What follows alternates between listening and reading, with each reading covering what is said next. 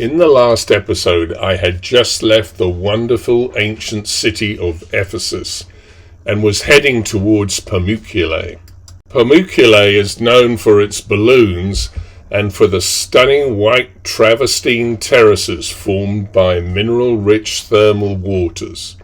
From iOverlander, I had discovered a camp spot on a steep grassy hill from which I had an excellent view of the valley below and the white terraces, which, by the way, were lit at night.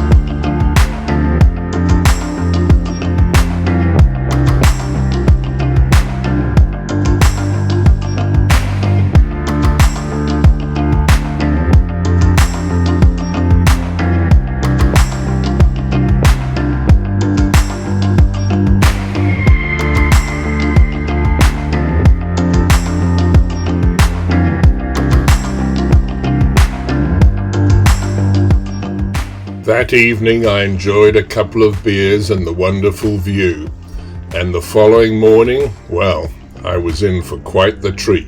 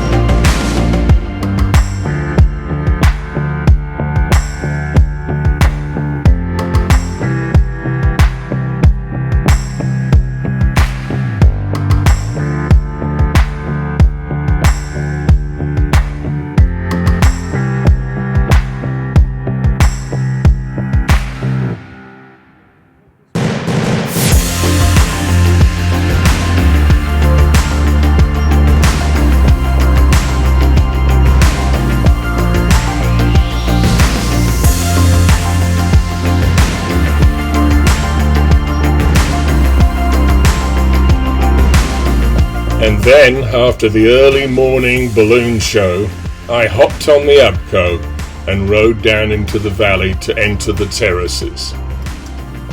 I will admit that the place is quite touristy, and at times it was hard to get a photo shot without some of the girls posing themselves for their Instagrams in the background.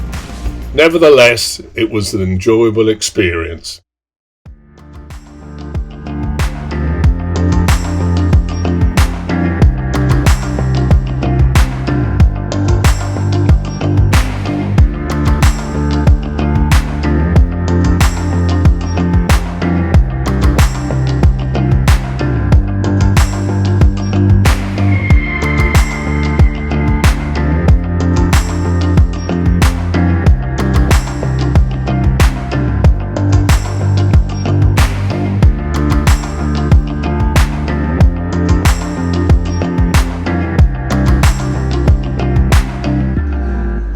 After enjoying a spot of lunch at a local restaurant in the village, it was back on the Ubco to visit a well-preserved Roman or Greek spa located on the bluff above the Travertine terraces.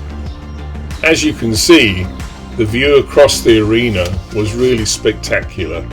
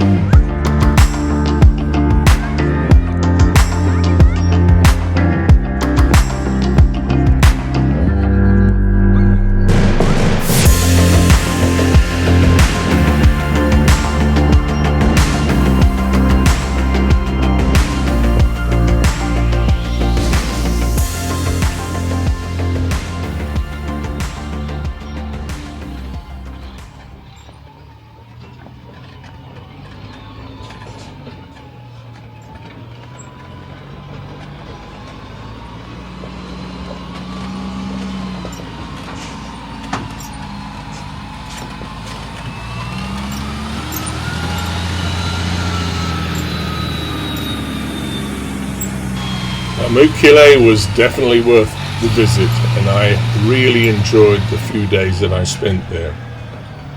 However, the urge to move on took a hold, and before long, and thanks to the help of others, I visited Göcek. I'm not sure if I'm pronouncing that correctly, but in the southwest of Turkey.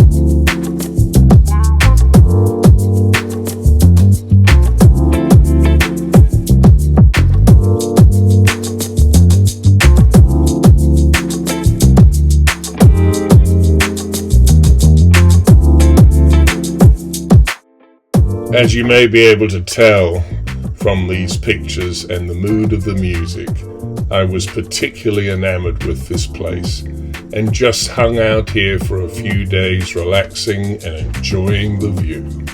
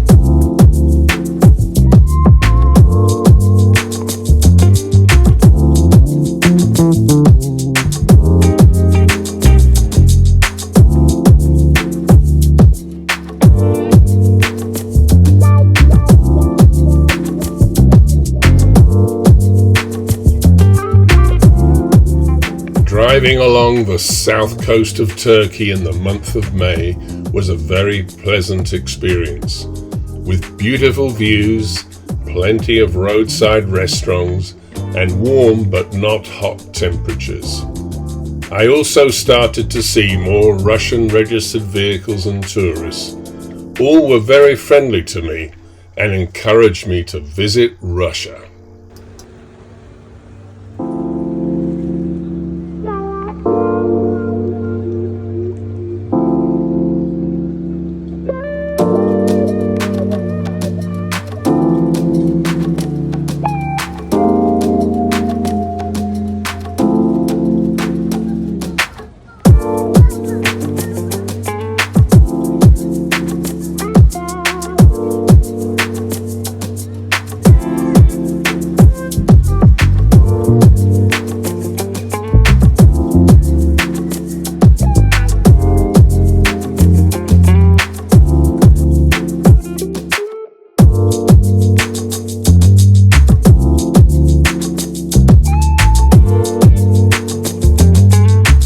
It was off further east to Barras Caravan in Antalya.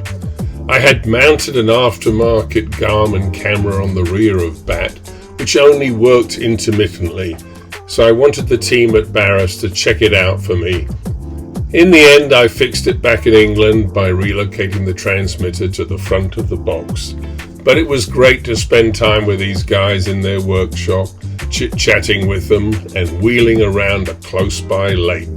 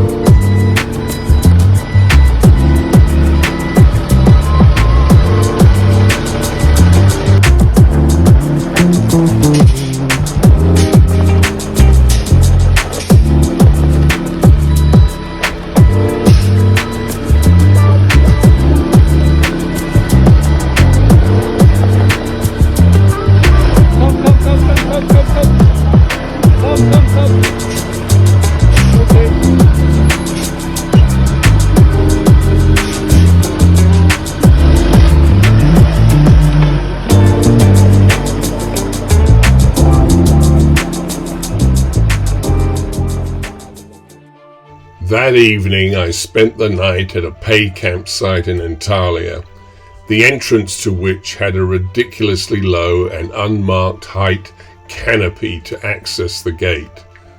As you can see, it was very tight entering, even with my tires deflated somewhat.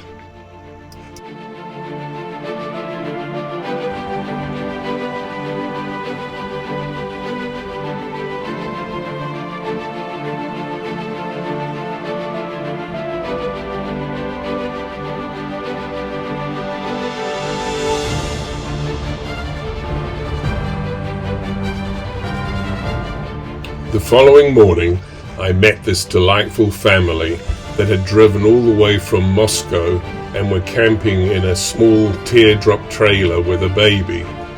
Again, very nice Russians, who even insisted I take a small can of condensed milk as a gift.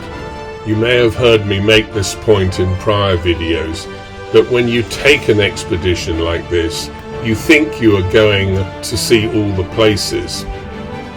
But actually, at least 50% of the enjoyment is all the people that you meet along the way.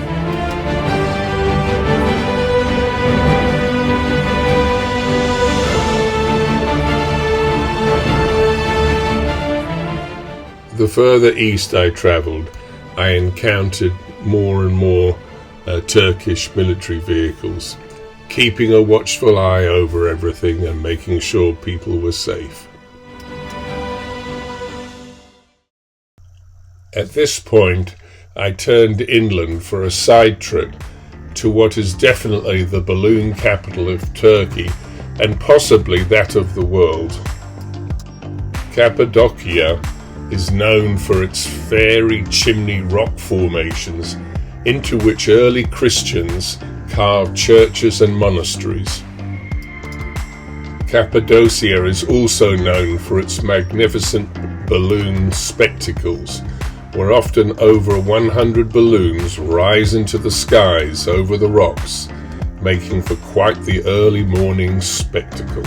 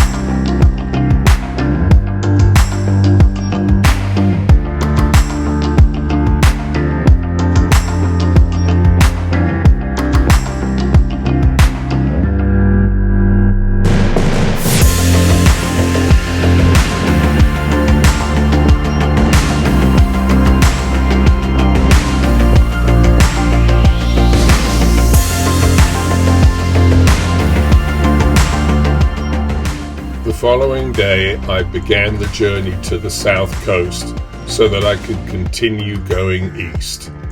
And at that point, little did I know what was to happen to me in the next few weeks. But that, my friends, is the story for another day.